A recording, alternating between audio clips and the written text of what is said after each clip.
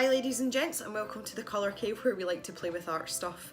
Today is a sketchy Sunday and you will see this on Monday. Something happened to me today. For the first time since I started the channel, I did not want to draw. And with the upcoming festivities of Cavemas, which will start on Friday, so keep your eyes peeled for that. I've had a bit of pressure to record videos and get stuff done, so I decided just to get my head down and sort of push through it today. But rather than talk about what I'm actually doing when I'm drawing, I wanted to take the opportunity to discuss what happens when you draw when you actually don't want to draw. So if you want to listen to that, I think it's something that everyone can learn from. So I'm just going to get everything together and we can get going. So what happens when you draw when you don't want to draw?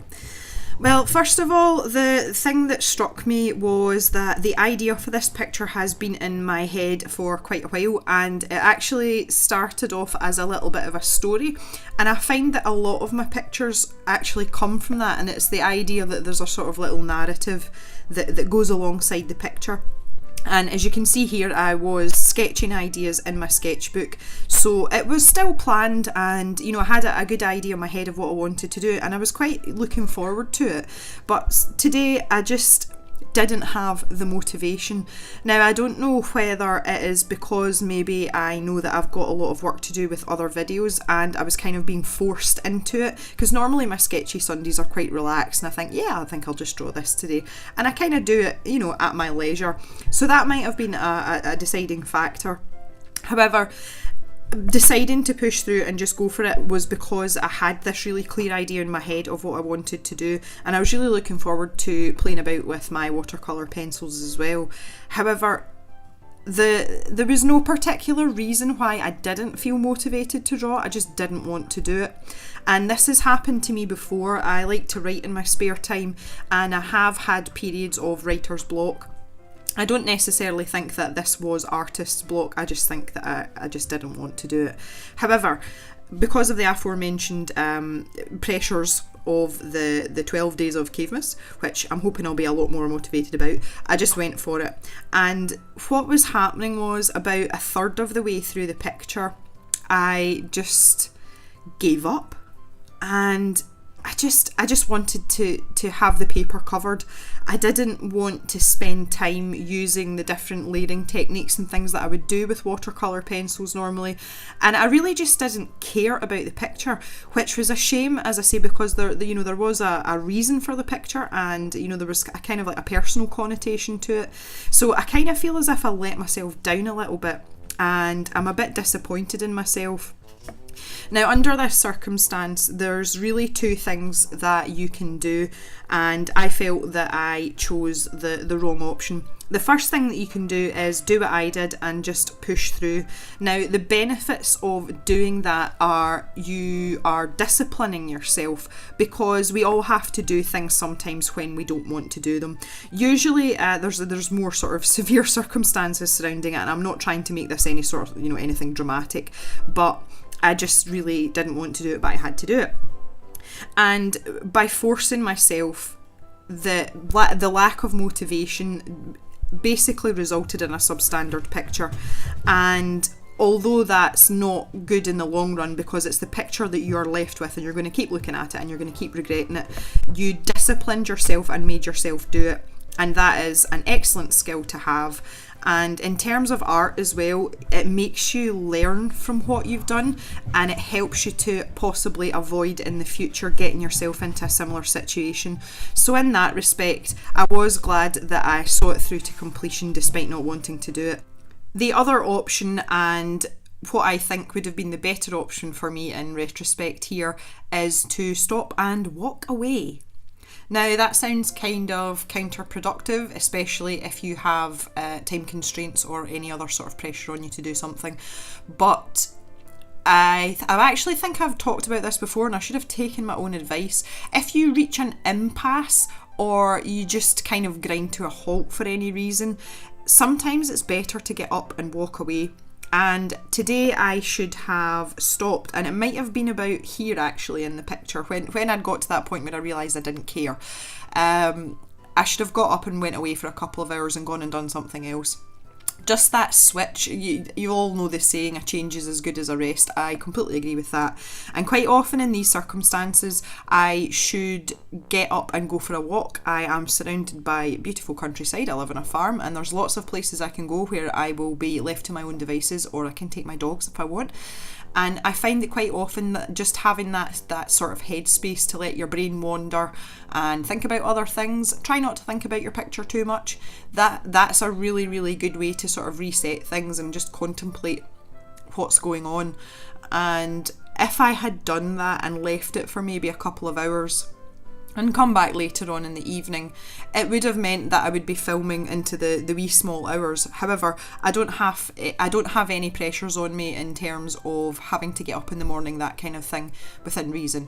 So I could have done it.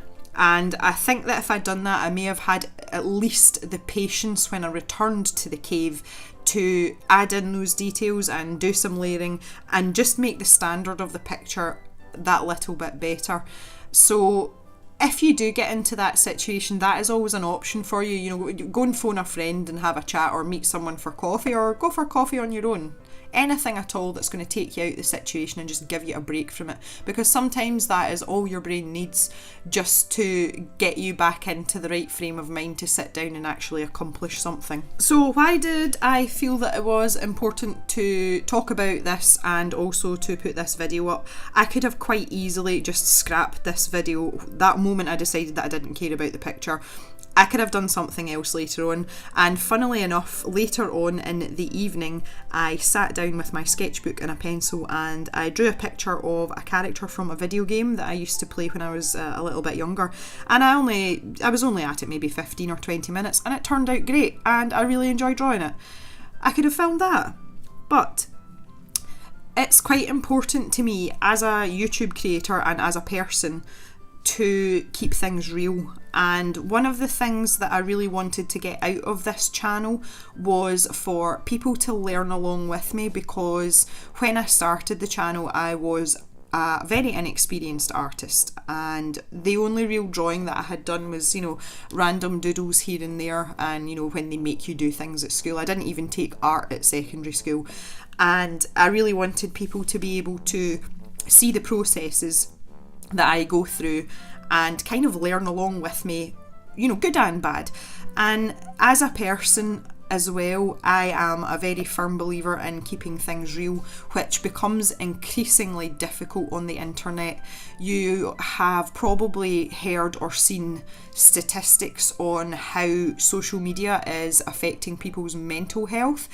And it's kind of this idea that everything that's put out on things like Instagram, Facebook, YouTube, it's all not false, that's not fair, it's augmented. We use filters for selfies, and bad bits of things are edited out, mistakes are removed or airbrushed, or that kind of thing. And I think that's quite damaging, especially for the younger generations that are coming up, because the things that are on social media, most people will not put negative things about their lives, or things that are happening in their personal lives, because they don't want people to see vulnerability, negativity and flaws. And the reality is that all of us can be negative sometimes, all of us have flaws, and at some point in your life you will be a vulnerable person. Now, just because these things happen does not make you a bad person. It doesn't make you weak, which is a common misconception, particularly people that have mental health issues or problems. And having been there myself and experienced all these kind of things, to me it's important that you are who you are. And I'm not suggesting that you have to pour every single, terrible thing that's happened in your life out onto social media, because nobody wants to see that. It's quite depressing. But you don't have to put up a front for any reason. When I do my videos, and especially like my intros and things, the person that you guys see is who I am in real life. I've probably got a bit more of a potty mouth in real life, to be honest, but that's not appropriate for broadcasting on YouTube. But that's the person that I am. So when I make videos, I do think it's important for other people that are wanting to learn arty things, or are kind of following along with my journey, that they see that sometimes things don't always go according to plan. And it's just a reminder to us all that we are human. We're not machines. We can't consistently spit out perfect pieces of art every single time we draw. That's not how it works, and particularly with the arts. And again, I've experienced it with writing as well. Sometimes you do great stuff, sometimes you do not so great stuff, sometimes you do terrible stuff, and then every now and then you absolutely blow it out the water. So it's important to be tolerant and be kind to yourself. Athletes experience it all the time as well. They have periods of injury and recovery, and they have peak seasons, and they have times where maybe, you know, they're not doing so good. It's human nature, and I don't see a reason to hide that just because I'm making YouTube videos. And the main thing about it is, though, if something like this happens, don't make a big deal of it. It's not the end of the world. It's just a drawing. It's okay. And, you know, people will say, oh, you know, why did you even bother? You know, you shouldn't have even bothered uploading this video. Well, yeah, I should have, because it's a reminder for me as well that sometimes your heart's not in it. It doesn't mean that you can't or shouldn't make art. Of course you make art whenever you want, but I just wanted to see it through to the end. I am a completionist. I don't like leaving things half done, and that's just my nature. And I think that's why I opted to push through rather than go away and leave it and come back. But the main thing is that I've shown you guys this, and it's going to be a reminder for me, and I'm going to learn a lesson from it and take that with me moving forward. And maybe I'll try and, you know, do the decent thing next time and walk away and come back later. But as long as I felt satisfied that it's come to an end in some way, which I to be fair, I have and I haven't. I'm happy that I finished the picture, although it's not anywhere near what I would like. And I am left with this physical reminder of this piece of paper with this artwork on it. And every time I look at it, I'm going to be like, yeah, if I'm not feeling motivated to draw, I'm not going to draw. Or maybe I will, but I'll do something really simple that's nice and easy. And that might be a bit of a cop-out, but it's better to draw something than nothing as far as I'm concerned. So lastly, the reason that I wanted to draw this picture, I just wanted to kind of tell you the story behind it. And the idea behind the picture was that it is the sort of first hint of proper winter. We're getting to that time of year, and I wanted to have that first snowfall idea, but without it having blanketed everything, which happens quite often in Scotland because we have quite a damp atmosphere. It can snow and it doesn't actually stick, it just melts away when it hits the ground. And it can take a little bit of time for the snow to actually build up if it continues to snow over a period of days. And Mr. Jem and I have a bit of a standing joke about this, because he will quite often poo-poo the weather reports and say, oh, it'll be fine, it's not that bad outside, and he toddles off out to work and disappears to do his thing, and it'll start to snow. And then it snows some more, and then it snows some more, and all of a sudden I get a phone call. And he's asking me to take a pair of his Wellington boots, so his rubber waterproof boots, and leave them in a sort of mutually agreeable location, because he is in his work boots, which are ankle length, and he wants to change into wellies before the snow starts to get in his boots. And this has happened on more than one occasion, and it's nice and easy for me, and I always leave them somewhere prominent, and then I'll send him a text message and say, oh, your wellies are at such and such a point. So this picture was taken from an actual photograph that I took. We have a signpost on the farm that stands at the corner of a road that goes up the hill, and that would be an ideal place for me to leave some wellies so that Mr. Jem didn't have to, tramp through about 6 feet of snow to get to them. And it's an easy place for him to stop if he's in his tractor or on his quad bike or whatever. So this was a kind of like an amalgamation. I used the photograph of the signpost as a reference picture, but I changed some of the details round about it and obviously plonked the wellies in as well. So there is like a sort of personal meaning to this picture, which kind of makes me a little bit guilty about not putting the effort in that I should have put in. And yeah, that's kind of bugged me a little bit about it. But I just felt that I should have maybe gone the whole hog rather than trying to do the sort of in-between snow situation. I should have just gone for like mega dump of snow, and I could have covered the hill that's in the background, and I could have had the road all covered in snow as well, and it would probably have made for a better picture, and it might have belonged on the front of a Christmas card, let's face it. So yeah, enough of the bashing of the picture. Let's try and talk about something a bit more positive. Talk about the things that I liked about the picture. This is going to sound really silly, but I was really pleased with my brick wall. It just turned out really well. The aspect, like the perspective angle and everything was good, and it just sat there pretty well. I decided to add in the little red berries as well, and that came to me. I was actually driving past someone's house the other day, and we had quite a sort of thick frost, so everything was looking quite sort of white and sparkly, although we haven't had any snow. And this lady had this bush growing in her garden, and it sat up against the wall of her house, which was white, and it was all sort of just like, twiggy dead branches, as most things are at this time of year, and there was these really, really bright red berries, and they were big, they were really, really big, and I thought, oh, that would look really good, because that would set off really well against the green of the wellies. So I was quite glad that I decided to add them in, and it was nice to add a bit of a pop of colour to the picture as well. So I don't think my efforts were entirely lost. I did still put the thought into it and, do the planning and whatnot, but as I say, I just felt as if I didn't put enough time into it. And normally when I do a watercolour drawing, with watercolour pencils, once I've blocked in the colours, I like to go back with the watercolour pencils again and use them dry and add in some detail, like perhaps the grain of the wood, or the texture on the surface of the road, that kind of thing. So those were the types of things I skipped out just because I felt absolutely no love for this picture whatsoever. So that was a bit of a shame, but what can you do? I still trundled on, and the most fun thing to do was actually the signpost itself and getting all the snow to sit on the top and make it all look wintry and chilly and things.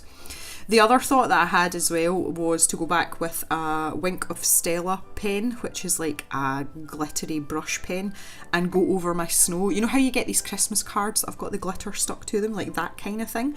And then I thought, if something's ugly, it's ugly. No amount of glitter is going to change that.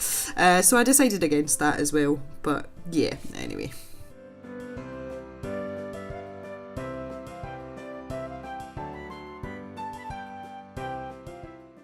At this point in the picture, I made the conscious decision that at a later stage, and it'll probably be well into the new year, again, just busy Christmas stuff, I'm going to redraw this picture.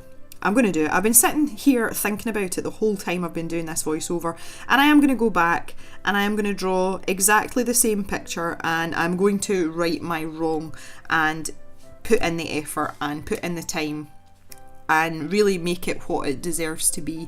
So you guys are my witnesses that is going to happen. I probably won't film it again because you'll essentially be seeing me draw the same picture just a bit better.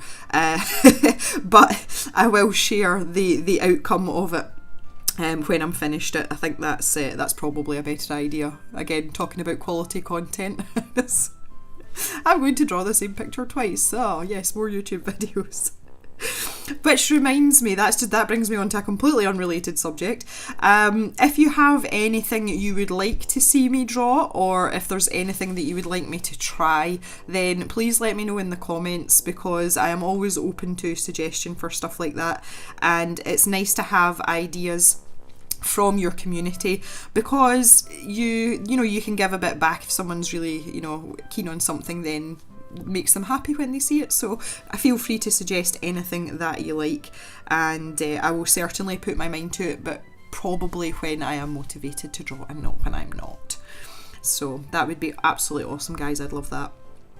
So one of the things that you can do, that if you're not feeling motivated to draw, and I've done this before, again, like before, when it's not been a sort of dire straits situation, when it's a time like today where it just my mojo seems to have left me, and that is by going back and drawing something that you always draw, or something that you feel comfortable drawing, because you still get that sort of sense of satisfaction and achievement of having drawing something, but you're not having to put a huge amount of effort into it. I think everyone, well, as far as I know, everyone has a particular subject or a particular thing that they like to draw. You know, some people like to draw fairies or portraits or pieces of fruit, whatever it is. So if you're not feeling motivated and you still want to draw, you know, want to produce something, you know, you have that urge to produce a finished article, take the thing that you would normally draw, try it in a different medium.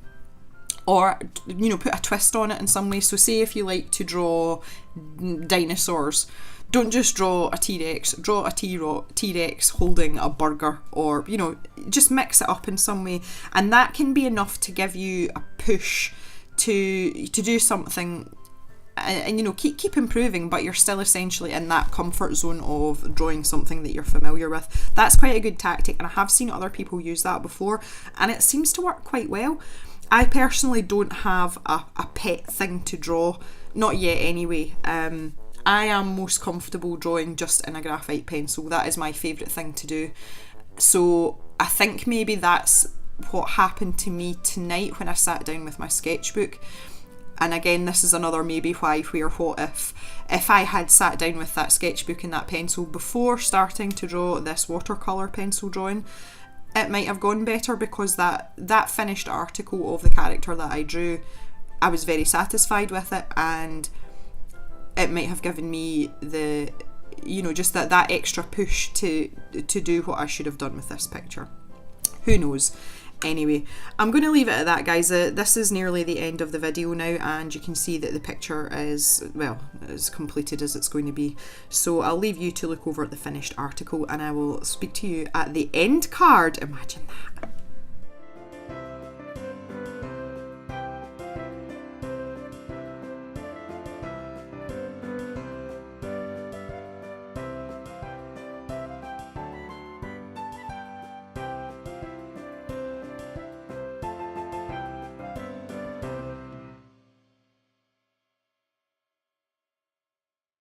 Fancy end card. Have a look at some of my other videos here and hit that subscribe button if you haven't already. We do put out 2 videos a week, once on a Monday and once on a Friday. Thanks again for watching, guys, and we shall see you next time in the cave.